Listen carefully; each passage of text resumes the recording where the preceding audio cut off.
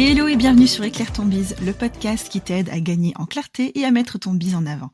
Je suis Vanessa, maman de jumelles et mentor business, et j'accompagne les entrepreneurs en manque de temps à jongler entre leur vie pro et perso sans bouffer leur vie de famille. Ici, on parle stratégie, communication, mindset, organisation, avec humour et bottage de fesses quand c'est nécessaire. Si tu sens aujourd'hui que tu es freiné ou que tu stagnes dans le développement de ton business sans comprendre l'origine du problème, arrête-toi, tu es au bon endroit.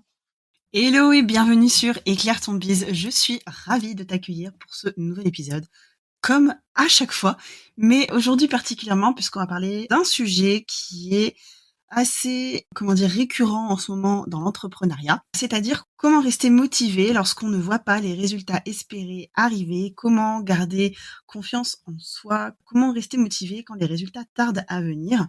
Vous n'êtes pas sans savoir qu'on vit une période sans précédent. On a enchaîné après le Covid sur une crise financière qui impacte fortement aujourd'hui l'entrepreneuriat et les méthodes de vente. Vous avez sûrement suivi ces derniers mois des entrepreneurs qui ont fait des lancements et où ce n'était pas aussi fabuleux qu'escompté. Donc je parle même pas de là depuis début janvier, hein, mais même fin d'année dernière, où il y a eu quand même plusieurs lancements où c'était compliqué, les résultats ne venaient pas. Il y avait il y a une espèce de ras-le-bol général dans le monde de l'entrepreneuriat.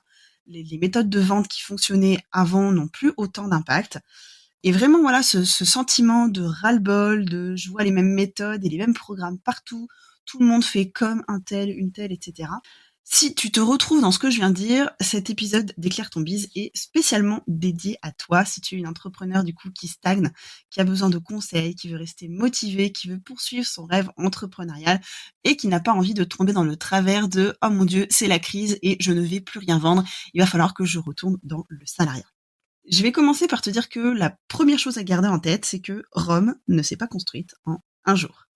Le succès, il vient pas du jour au lendemain. Et même si tu as eu du succès à un moment donné, il va falloir garder de la patience et la persévérance pour poursuivre cette réussite et les résultats que tu as pu avoir. Donc si ce qui fait partie des prérequis à mes yeux pour un entrepreneur, si tu veux en savoir plus, j'ai tout un épisode de podcast sur les responsabilités de l'entrepreneur, c'est l'épisode numéro 25, je te mettrai le lien dans la description. Mais voilà, les résultats peuvent tarder à venir, ils peuvent devenir absents du jour au lendemain sans que tu aies l'impression d'avoir changé quoi que ce soit, mais c'est pas toi qui as changé, c'est le marché qui a changé. Et ça, il va falloir en tenir compte. À partir de maintenant, clairement, il y a des choses qui vont se faire différemment. Et si tu n'as encore pas eu de résultats, ça ne veut pas pour autant dire qu'ils n'arriveront jamais. Voilà. Garde en tête que la persévérance, ça va être la clé de ta réussite. Si t'as pas un minimum de résilience dans l'entrepreneuriat, tu vas pas durer. Donc, il faut vraiment que tu t'armes. Des obstacles sur ton chemin, il va y en avoir. Et il faut pas que tu te décourages. Les difficultés, ça fait partie du parcours entrepreneurial et c'est normal de rencontrer des échecs. Tu vas rater des lancements, tu vas rater des prestations, tu vas tomber sur des clients insatisfaits, tu vas devoir gérer des impayés, des imprévus, tu vas faire face à des algorithmes capricieux, des choses qui ne dépendent pas de toi. Il va falloir que tu te forges vraiment une coquille face à ça et le plus vite possible, que tu retravailles ton mindset. Si tu as besoin d'un ou d'une pro pour le faire, si tu en ressens le besoin, pour moi, c'est vraiment impératif de faire ce travail à un moment donné. Et je vais pas t'apprendre que chaque échec est une occasion d'apprendre et de grandir, ça tu le sais déjà, mais je vais quand même te le rappeler, c'est en surmontant les obstacles que tu deviendras plus forte et plus compétente. Donc n'aie pas peur de te dire je vais me vautrer, parce que si tu te vautres, c'est la meilleure chose qui puisse t'arriver à l'instant T, même si c'est pas la meilleure chose à laquelle tu peux penser, parce que pour toi, la meilleure chose, ça peut être, bah non, moi, la meilleure chose serait de faire 10 000 euros ce mois-ci. Oui, mais avant de faire 10 000 euros ce mois-ci, il faut t'arriver à faire 500 euros ce mois-ci. Et pour déjà faire 500 euros ce mois-ci, bah, il faut que tu te lances. Donc, il va falloir commencer à un moment donné à te forger à cette carapace et à te dire, OK, ça va arriver, il va y avoir des merdes, mais j'y vais quand même parce que c'est vraiment ce que je cherche. Et c'est là que c'est super important de travailler sa vision et son pourquoi, mais on y reviendra un petit peu plus tard. Donc, je vais revenir vite fait sur les pièges liés à cette période d'inflation parce qu'il y en a plusieurs que j'ai relevés.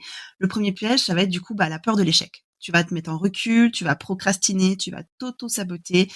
C'est vraiment un piège lié à cette sensation du fait que personne n'a d'argent. Déjà, moi, aujourd'hui, c'est difficile, donc les autres n'en auront pas. Il faut vraiment que tu arrives à occulter ça et que tu te concentres sur les bénéfices que tu peux apporter et que éventuellement tu retravailles ton business model. Ça, on en reparlera aussi après.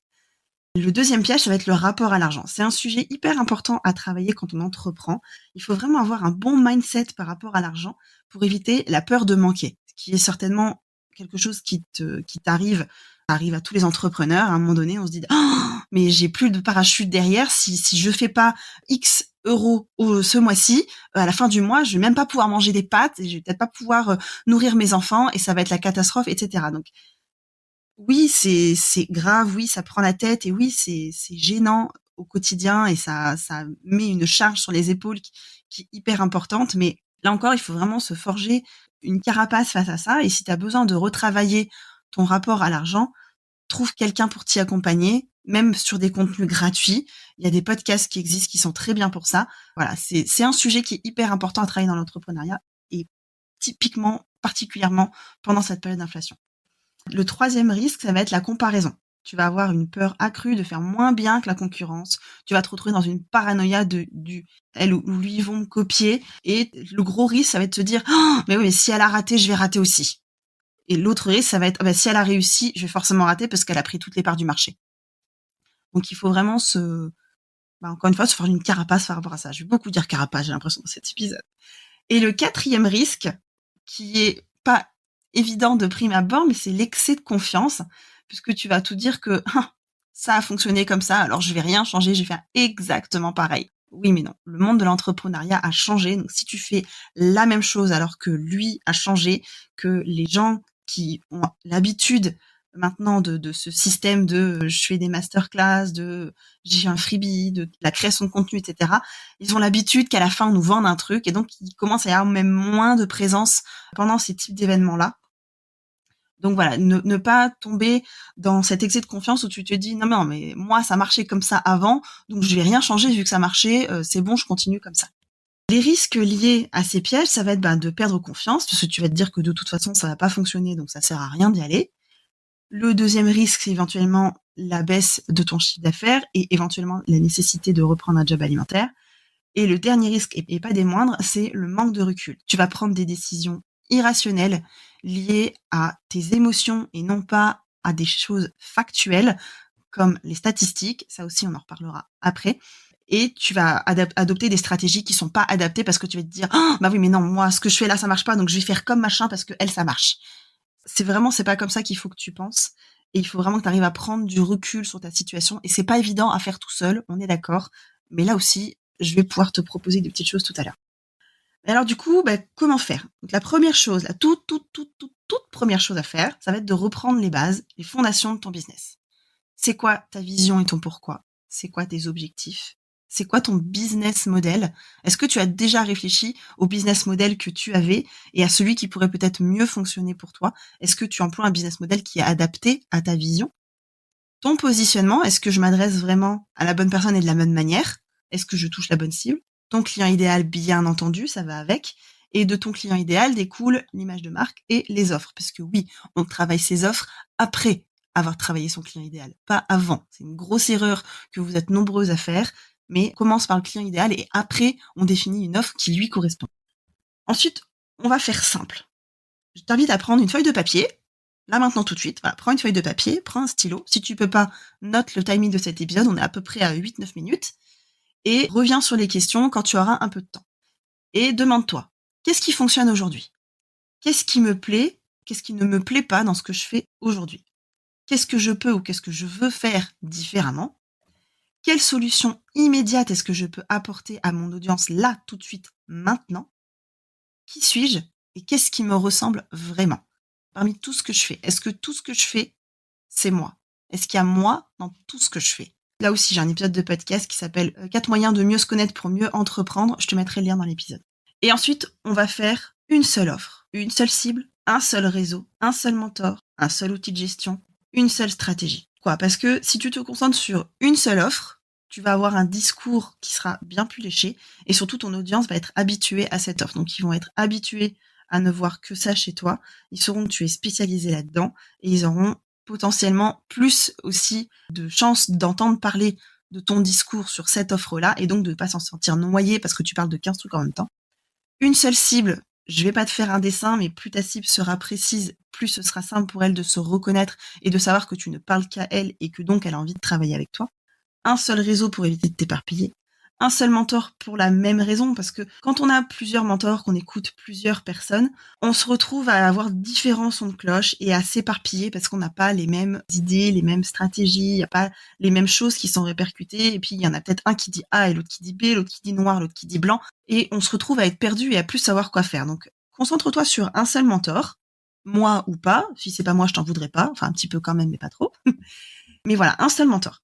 Un seul outil de gestion, pourquoi? Parce que ça va te permettre d'avoir tout au même endroit. Donc réunis toutes tes informations et essaye de tout gérer à un seul endroit, quitte à avoir depuis cet endroit-là des liens vers d'autres choses. Par exemple, si tu travailles beaucoup avec Google Sheets et Notion et que tu n'arrives pas à importer tes Google Sheets sur tes bases de données Notion, dans ce cas, mets les liens de ton Google Sheets sur Notion. Comme ça, tu traites tout à un même endroit et tu peux imbriquer tes Google Sheets dans Notion pour avoir une vue.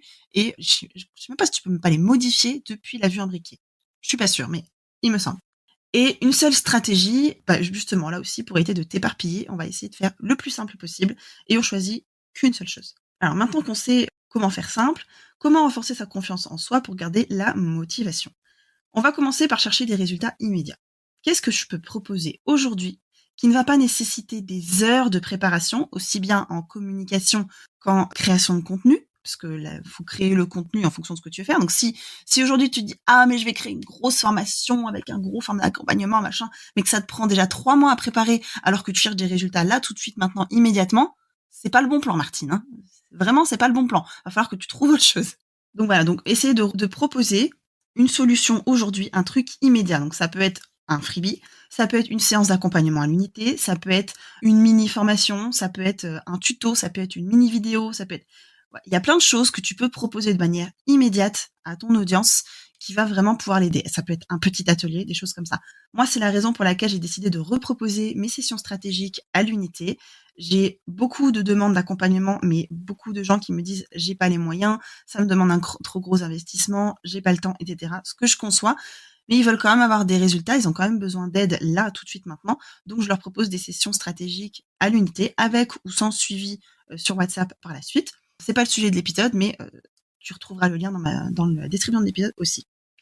Ensuite, tu vas relire tes résultats et tes avis clients. Moi, j'ai décidé de me créer une base de données complète sur Notion qui ne reprend que ça. Et chacun de mes avis, que ce soit un screenshot, le lien d'un formulaire ou un avis copié-collé écrit, je le relie à la personne qui l'a émis depuis ma base de données de contact et à l'offre reliée depuis ma base de données d'offres.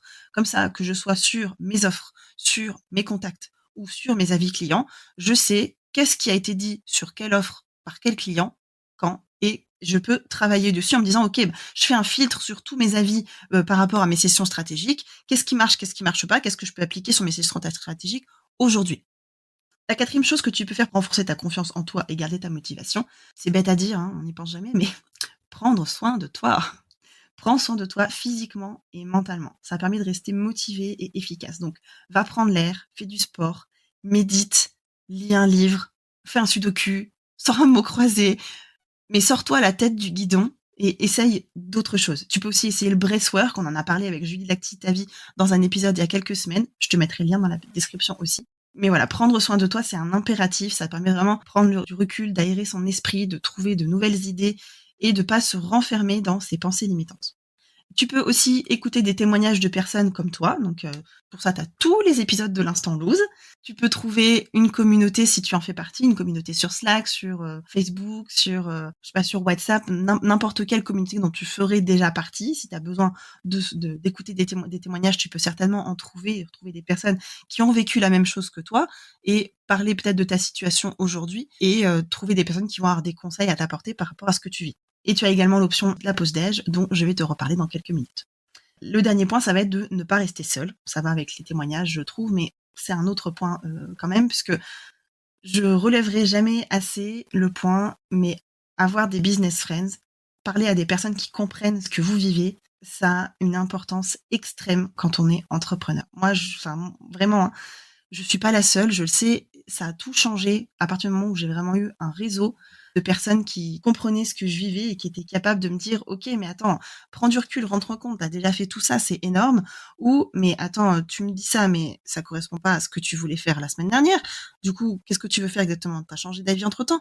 Voilà, ça permet d'avoir justement ce recul qu'on a des fois du mal à avoir et à se rendre compte de choses qu'on a oubliées avec le temps. Et c'est là qu'il est le moment pour moi de te présenter la pause déj. Si tu me suis depuis quelques temps, tu dois savoir que j'ai lancé cet événement en janvier. C'était une semaine gratuite qui m'a permis de lancer les coworkeuses. Les coworkeuses, c'est mon accompagnement de groupe.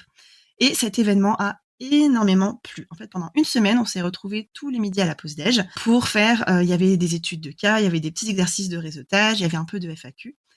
Et j'ai eu tellement, mais tellement de retours sur ce format ces derniers mois que j'ai décidé de le retravailler et que je te le présente du coup aujourd'hui. Donc c'est un programme hyper abordable. Je précise tout de suite. Vraiment, c'est dans tes moyens, j'en suis persuadée. Mais écoute la suite. C'est un programme de 3 mois qui comporte 6 événements en ligne. Donc sur 3 mois, on se retrouve 6 fois 2 heures sur le temps de la pause déjeuner. Et c'est spécialement conçu pour les entrepreneurs qui veulent avancer dans leur business, garder la motivation et se créer un réseau. La phrase clé, c'est la pause déj, fun, business, réseau. Voilà. Si tu as déjà participé à la pause déj en janvier, du coup, tu connais déjà les 2 premiers formats que je vais te présenter. Donc, il y a des exercices de réseautage pour t'aider à mieux communiquer, à pitcher ton entreprise auprès de potentiels clients et partenaires.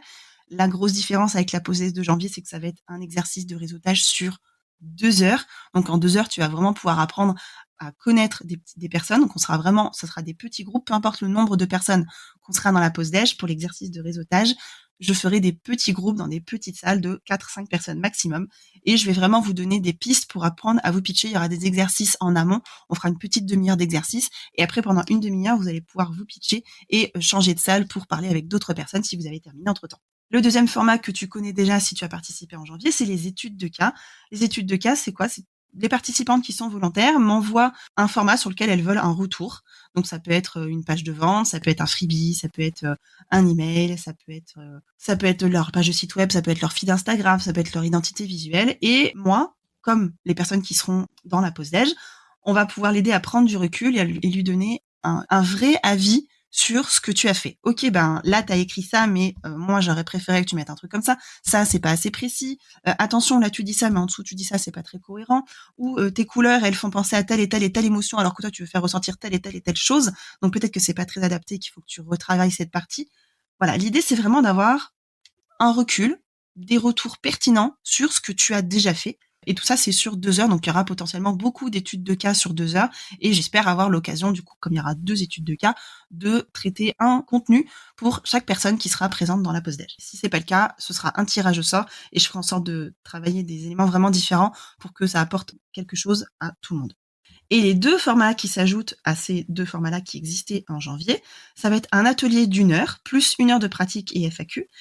Et le sujet pour cette session, ce sera d'apprendre à utiliser les statistiques, on en a parlé un tout petit peu plus haut, pour apprendre à développer ta stratégie en fonction de données factuelles et pas de tes émotions. C'est un sujet vraiment très important dans l'entrepreneuriat et peu d'entrepreneurs débutants le maîtrisent, même les entrepreneurs qui sont légèrement avancés.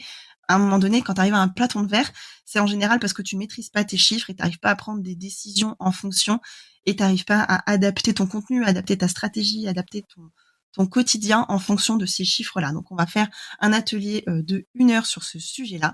J'ai déjà trop hâte. J'ai plein d'idées. Ça fait des semaines que je le prépare parce que je savais que c'était un sujet que j'allais vouloir aborder avec mon audience à un moment donné. Et là, du coup, c'est le moment parce que c'est l'atelier qui a été le plus demandé, aussi bien par les personnes qui ont répondu au quiz de la pause déj ou sur Instagram. Donc, j'ai vraiment trop hâte d'aborder ce sujet. Et le dernier format, du coup, ça va être des sessions de coworking pour travailler en petits groupes sur un sujet commun et échanger du coup des astuces et des conseils. Donc là, ce sera un contenu que je vais préparer ou un freebie que j'aurai trouvé d'une personne avec laquelle j'ai envie de travailler qui va avoir préparé un vrai freebie, quelque chose qui va vraiment changer la face de votre business. Et du coup, pendant 2 heures, vous allez pouvoir travailler en petits groupes sur un sujet, une thématique précise et vraiment avancer sur un point qui a de l'impact dans votre activité. Donc ça peut être justement, ce sera certainement sur les bases business dont on parlait tout à l'heure, donc travailler sa vision, son pourquoi. Il est possible qu'on fasse un vision board. C'est un exercice que les coworkeuses ont adoré et que j'ai vraiment très envie de reproposer. Donc, possible que je vous propose de faire un vision board en 2 heures. Ça peut être travailler ses objectifs, ça peut être travailler son business model, son positionnement. éventuellement son client idéal, son image de marque ou ses offres. Et voilà du coup pour la pause déj.